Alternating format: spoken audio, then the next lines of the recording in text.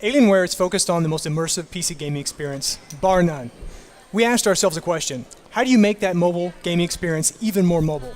The ultimate approach to that is a handheld gaming experience. Why, hello everyone. No face cam for this one, just because I have a lot I want to show off, I guess, with this particular topic.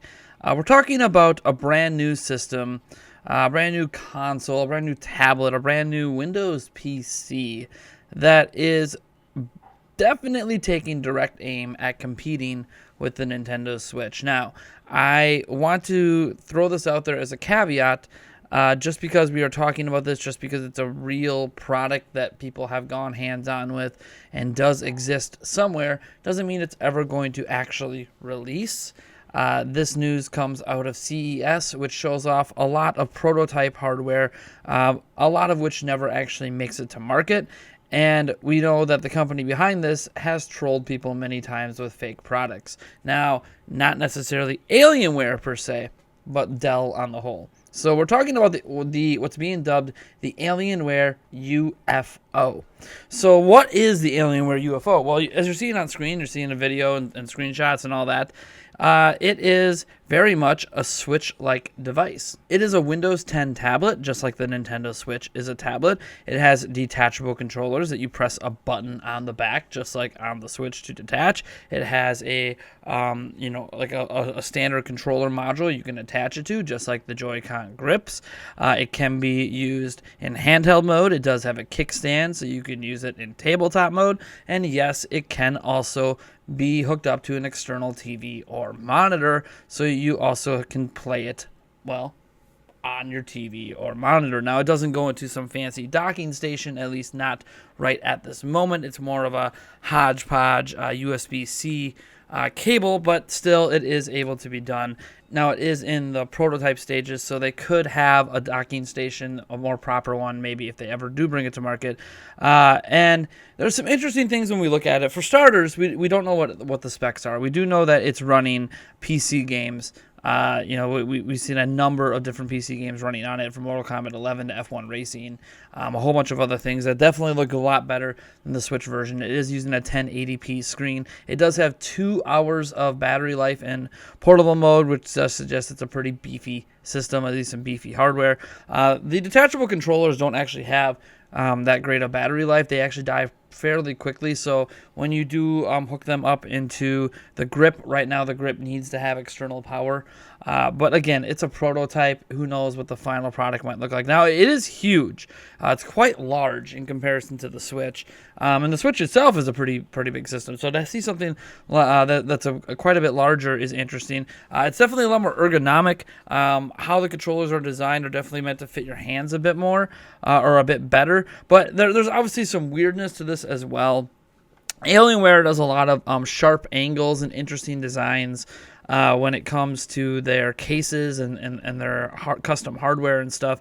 And you can see that they didn't really do any different here. This is a Windows 10 tablet, but for some reason, it kind of like trapezoids out a little bit as it tapers from the top to the bottom, which creates like this slowly widening black bar around the actual gameplay area, and it's really weird. To me, it's pretty jarring, to be honest. I would rather see a bezel-less design, or just have it be straight up and down, or make that bezel area white or something so it blends in better with the controllers and the actual system. So then it would just look more natural to me if it was white versus black. I think that's really a big change I would personally make if they want to keep this specific design, which again I haven't held, so it could be really ergonomic. So again, just making that less of an eyesore to me would be an improvement. On the back side, which we don't get a lot of good looks at, there is a honeycomb design, which is clearly the air intake vents and all of that. Otherwise, it's pretty bare bones. There's a port to charge it, to get video out. There's also some air vents and headphone jack and stuff like that. But yeah, it's pretty basic. much like the Switch itself. That doesn't take cartridges or anything to be expected. It plays your Steam, library, whatever library you can put on Windows 10. Now they also have because it is a true version of Windows 10, you can hook it up to an external monitor and use a mouse and keyboard with it.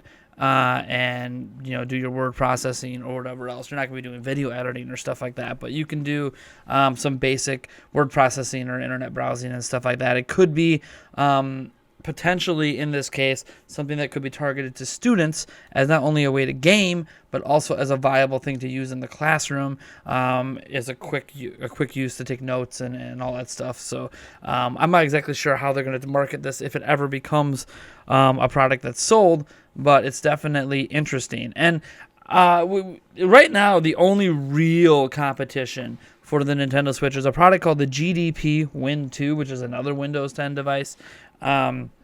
And that one is more of a clamshell DS design where you open it up and there's a top screen and then there's like a full mini keyboard and then some controls. And it's a decently nice device, a little bit pricey, but it's also just different and doesn't necessarily run games as well as the Switch does, even though it can run a greater variety of them, especially from third parties on PC. This is definitely something that's more like a super Switch. This is like the Switch 2.0, Switch 3.0, where it's clearly using some really high-end mobile technology that is far beyond what the Switch is currently using.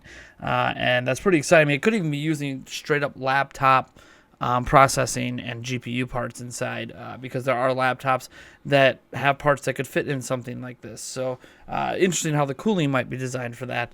There's a lot of different new ways to cool things these days, but I'm pretty excited, I guess, in general, by the idea that there's at least something out there pushing Nintendo. Now, we've seen other companies claim that they're coming after the Switch. Huawei, as an example, at one point said, "Oh yeah, we're going to come after the Switch with our new device," which was basically just attachable controllers to a cell phone, which actually existed before Switch and isn't a new concept, and most definitely is not directly competing with Switch, which is primarily a gaming first system. This is something, the Alienware UFO, that is like advertising itself at CES as being a video game first platform, Windows and everything else second. So I think that is what makes this more of the standout here in terms of competing with Switch, if it ever becomes a product that comes out. Huawei's product actually did come out. I mean, it's attachable controllers to a cell phone, so I guess you could say the product's always been out. But this is definitely a more direct competitor. It straight up copies a lot of the ideas of the Switch with the kickstand, the detachable controllers, the Joy-Con grip style grip it has, and all that. I gotta say that I think it's nice. I think it's nice to see some sort of competition out there, because one thing that happens when a company owns a particular market and there's no competition is that they don't really feel like they need to do better to maintain that market. Now, I'm not going to pretend that Alienware UFO, if it ever becomes a product that releases, really going to push Nintendo that hard. But you want to see competitors on the market, like we saw with the PSP, like we've seen with Game Gear in the past, and Vita, and God, so many other systems that have attempted to compete with Nintendo. Is it helps Nintendo push forward new technologies and advance their own capabilities as console makers. Now, obviously, the opposite could happen, like in the home console space, where Nintendo almost got pushed out because they got too far away from the script and couldn't keep up with what Sony was doing, and then Xbox and all that. But in the handheld space, Nintendo's king, and they've always done a good job at looking at what the competition is doing around them and just giving a better product in one way or another. Now, this isn't me saying that, oh my God, DS is better than Vita, but like that's going to be for the eye of the beholder and up to the individual. But I think that Nintendo did a lot with their DS and 3DS in particular, to make them kind of stand on their own in comparison to those platforms. And when you have a platform like this, it's like, hey, look, we do everything the Switch does, except we're also able to do more. That makes Nintendo have to probably sit back and think, okay, besides our library of games, which no one can necessarily compete with directly, what can we do to differentiate our future products from all the copycat products out there? And that's going to be interesting to see what, if anything, they do. I'm pretty stoked, though, just to even have this concept float out there. Because if nothing else, Nintendo's at CES. They have representatives at CES. They do it every major tech conference. They're usually behind the scenes. You don't see them on the floor. But it'll be interesting to see what, if anything, Nintendo does in reaction to this down the line, or if they just end up not caring. Yeah, this is a thing that exists. And yes, for those of you out there, I'm aware Nintendo and the Pokemon Company announced the Pokemon Direct today. We'll talk about that in another video. Maybe later today. We'll see. We might have a double feature today. We'll see. Because that's coming later this week as well. And it's interesting watching the internet's reaction to that. But I'm more curious right now what your reaction is to Alienware UFO. Do you think it's a cool concept? Do you like it? Do you like that there's competition for the Switch? Do you think it'll ever be a product that comes out? What do you think it'll cost? What do you think the specs will be? What do you think is possible? I'm pretty happy that that there's anything out there at least attempting to tell Nintendo, hey, we see you, we're paying attention to you, and we're going to copy you. What are you going to do about it? It'll be interesting to see if Nintendo decides to push forward new technologies in years to come because of this. Anyways, I am Nate Jantz. Thank you so much for tuning in. If you like this video, drop a like, subscribe for more content, and I will catch you in the next video.